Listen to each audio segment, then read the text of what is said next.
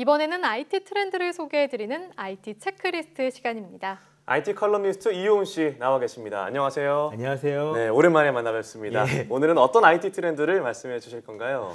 예, 요즘 계속 그 여러 행사에서 어떤 일이 있었는지를 계속 소개하고 있는 것 같은데요. 네. 오늘 소개할 행사는 지난 3월 9일부터 18일까지 미국 텍사스주 오스틴에서 열린 음악과 영상과 인터랙티브 미디어 축제인 사우스 바이 사우스 웨스트입니다. 네, 조금 생소한 축제이지 네. 않나 싶어요. 네. 음악과 영상, 인터랙티브라면 구체적으로 어떤 걸 이야기하는 건가요? 쉽게 말하자면 굉장히 창의적인 콘텐츠 중심의 행사다라고 생각을 하시면 될 것 같습니다. 처음에 이 음악 축제로 시작을 했다가요. 지금은 음악과 영화 그리고 IT 분야의 인터랙티브를 함께 다루고 있는데요. 1987년에 시작했으니까 올해 31살이 벌써 된 셈이죠. 네. 예전에는 오바마 전 대통령 같은 이제 유명한 사람들이 오기도 하고요. 네. 또 트위터나 포스케어 같은 당시에는 이제 막 시작하던 스타트업들이 여기서 첫 선을 보인 다음에 대박을 쳐가지고 굉장히 IT 네. 쪽으로도 꽤 유명한 행사가 됐습니다. 네. 또 부대 행사로는 사우스 바이 사우스 웨스트 에듀와 게이밍 엑스포가 열리고 있고요. 네. 올해부터는 사우스 바이 사우스 웨스트 웰리스가 추가됐습니다. 가면 요가를 하고 있는 그런 행사인데요. 네. 네. 솔직히 요즘은 너무 커져서 옛날에 그래요? 독립예술제 같은 느낌은 좀 많이 없어졌다라고들 합니다. 사우스 바이 사우스 웨스트. 그 이름도 참 어려운데.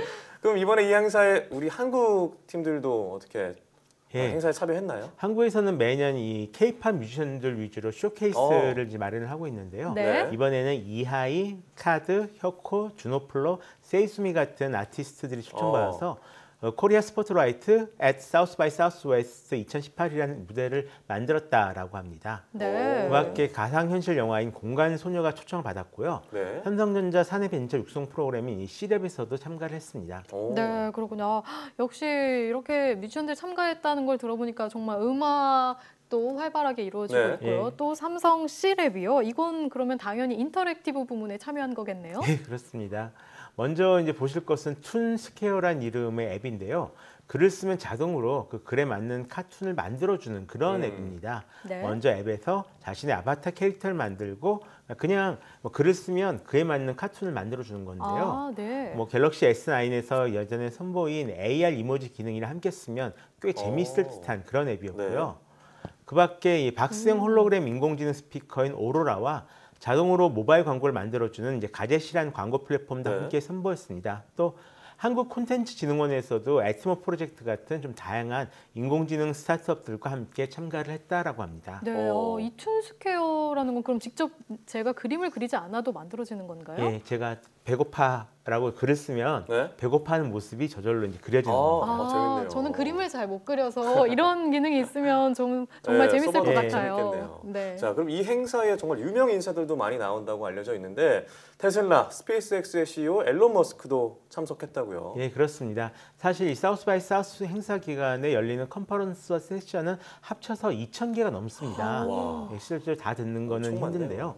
연사들 같은 경우도 이번만 해도 유튜브 CEO를 비롯해서 멜린다 게이츠, 버니 샌더스 같은 유명한 사람들이 굉장히 많이 왔었거든요. 네. 그런데 이번에 가장 화제를 모았던 세션을 딱 하나만 꼽자면 바로 앨런 머스크가 나온 웨스트월드 드라마 세션이었습니다. 굉장히 깜짝 등장한 그런 셈이었는데요. 이 드라마 제작자가 앨런 머스크가 만드는 스페이스 X 로켓에 관련된 다큐멘터리를 만들었다고 해요. 그래서 그 인연으로 갑작스럽게 이제 참가를 하게 됐다라고 합니다. 그리고 그 자리에서 내년에는 화성 여행이 가능할 것이다 라고 밝혀서 주목을 받았었죠. 그뿐만이 아닙니다. 그 작년에는 돈이 다 떨어져서 파산 직전까지 갔다며 좀 솔직하게 고백을 하기도 했었고요. 18개월 안에 이 테슬라 전기 자동차를 완전 자율주행 차량으로 업그레이드한다라고 말하기도 했는데 얼마 전에 좀 사고가 났었죠.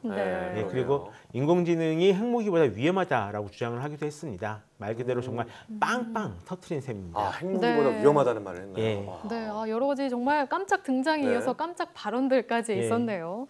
이렇게 다양한 사람들과 다양한 팀들이 이번 축제에 참여한 것 같은데요. 그럼 재밌는 아이템들은 어떤 것들이 있었나요? 예, 일단 그 사우스 바이 사우스 웨스트 인터랙티브 안에 사우스 바이 사우스 웨스트 트레이드 쇼라고 있는데요. 이 트레이드 쇼요? 여기 주로 대기업들이 참가하는 부스거든요. 이 부스에서 몇 가지 재미있는 시제품들이 선을 보였습니다. 가장 눈에 띄었던 것은 역시 스시 텔레포테이션입니다. 네? 오픈 밀스 프로젝트라는 팀에서 공개한 3D 음식 프린터인데요. 네. 예. 이 디지털 푸드 플랫폼 푸드베이스에서 음식을 네. 고르면 그 음식에 맞게 다양한 맛과 색을 오. 가진 이 식용 겔로 만들어진 블록을 출력을 해줍니다. 네. 이 블록마다 각각 다른 맛과 색 그리고 영양소를 가지고 있는데요. 앞으로 이 실용화되면 언제 와. 어디서나 좋아하는 음식을 조립해서 네. 먹을 수 있다라고 합니다. 네. 근데 아쉽게도 지금 기술로는 어묵 하나 정도를 완전히 재현하는 것이 아직은? 가능하다라고 하네요. 네, 그럼 우리가 아는 그 음식 맛이 그대로 나는 건가요? 비슷하게 나겠죠. 아, 네. 짝퉁짝퉁이니까요. 네, 그렇군요. 그럼 또 어떤 네. 재밌는 것들이 있었나요? 그리고 또 루나비트라는 파워슈트가 선을 보였습니다. 이 컴퓨터로 제어하는 16개의 이 로터를 이용해서 놀랄 만큼 높게 점프를 할 수 있다라고 나온 제품인데요. 어디에 써야 하는지는 정확하게 모르겠지만 주로 이제 AR 같은 거 직접 경험할 때 쓴다라고 네. 하는데 재미있는 아이디어 제품인 것은 좀 확실한 것 같습니다. 그래서 나중에 출시되면 놀이공원 같은 곳에서 한번 빌려 써도 좋을 것 같은데요. 아직 확실하게 언제 나올지는 알 수가 네. 없다라고 합니다. 네. 루나비티 저게 실용화된다면 정말 인기를 끌 것 같다는 생각이 드는데요. 네. 저도 타보고 싶다는 생각이 드는데 앞서 나왔던 그 3D 프린터, 푸드 프린터 예. 그게 정말 상용화되면 정말 혼자 사는 분들은 유용하겠어요. 네. 아니면은 그 자판기 같은 용도로는 쓸 수가 있겠죠. 네. 근데 이런 것들이 다 음식만 찍어낼 수 있는 건 아닙니다. 그 오스틴에 자리한 스타트업 아이콘에선 아예 3D 프린터로 지은 집을 공개했습니다. 아, 네. 집을 지어요. 예, 시멘트를 사용해서 3D 프린터로 찍은 건데요. 네. 공사 시간은 12시간에서 24시간 정도 걸리고 공사비는 한 1만 와. 달러, 예, 우리 돈으로 한 1,060만 원 정도면 집 한 채를 만들 수 있다라고 합니다. 네. 이게 개인에게 판매할 목적으로 짓는 건 아니고요. 그 헤비타트 운동을 위해서 사용될 예정이다라고 하고 네. 있는데요. 건축 가격은 앞으로 4,000달러까지 낮출 예정이고 네. 일단 1년 동안 이 만든 사람들이 직접 사무실로 쓰면서 이 집에 문제는 없는지 좀 살펴볼 예정이 있습니다. 아, 그럼 정말 하루 안에 저 집을 만들었다는 얘기잖아요. 아, 정말 신기한데요. 네, 400만 원으로 낮춘다고 하니까 정말 저렴한 것 같은데요. 저도 한번 살아보고 싶습니다. 네, 이렇게 음식부터 집까지 3D 프린터로 만드는 시대가 이제 예. 얼마 안 남았다 네. 이런 생각이 드네요. 그럼 이번 사우스 바이 사우스 웨스트의 트렌드는 3D 프린터인가요? 꼭 그렇지는 않습니다. 아, 원래 네. 이 행사의 닉네임이 혁신의 최전선이라고 불리는데요.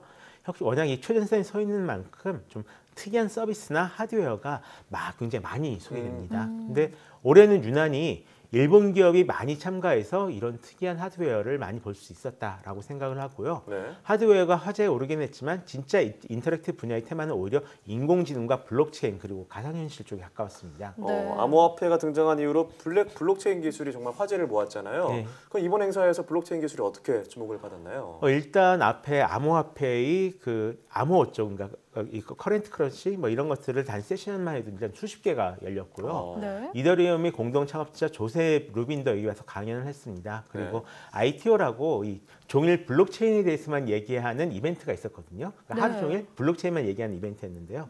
사우스 바이 사우스 웨스트 엑셀라이트 피치 어워드에선 또 난민을 위해 블록체인을 이용해서 스마트폰으로 현금을 가상화폐로 바꿀 수 있는 기술을 개발한 리프라는 회사가 베스트 부트스트랩 상을 받기도 했었고요. 또 네. 일본 파나소닉사 같은 경우는 이 블록체인과 가전제품을 잇는 사업 아이디어를 소개를 했습니다. 그리고 또 헥스코인이라고 헥사고니아라는 가상의 세계에서 음악을 구매하거나 커뮤니티에 참가하는 데 쓸 수 있는 가상화폐 프로젝트 역시 이번에 발표가 됐습니다.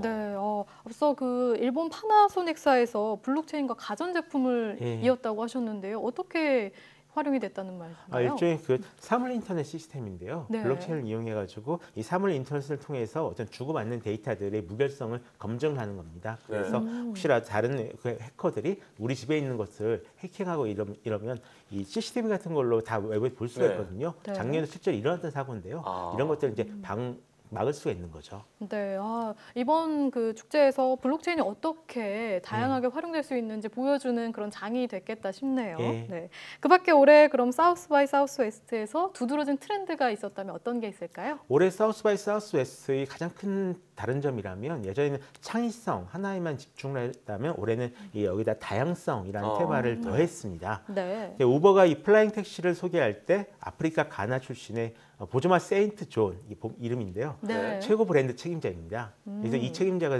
등장했고 또 날 때부터 한쪽 다리가 없었던 모델 에이미 멀린스라고 있습니다. 이분도 연사로 무대에 올랐습니다. 하지만 이 다양성을 강조하긴 했는데 모든 무대가 늘 주최자가 원하는 대로 트렌드가 흘러가지는 않았죠. 또 그 밖에 증강현실과 관련된 재미있는 게임이나 설치 작품들도 굉장히 많이 선보였고요. 또 이노베이션 어워드를 수상한 프로젝트 중에도 흥미로운 것이 굉장히 많았습니다. 네. 저는 이번에 사우스 바이 사우스 웨스트 사실 이 행사에 대해서 잘 몰랐는데 오늘 얘기를 나눠보니까 정말 다양하고 재미있는 것들이 많은 행사라는 생각을 들었습니다. 이것도 역시 좀 먼 거리여서 좀 가까운 곳에 있으면 좀 찾아갈 수 있을 것 같은데 좀 아쉽다는 생각이 들면서 또 영상도 찾아보고 해야 될 것 같습니다. 오늘 말씀 고맙습니다. 고맙습니다.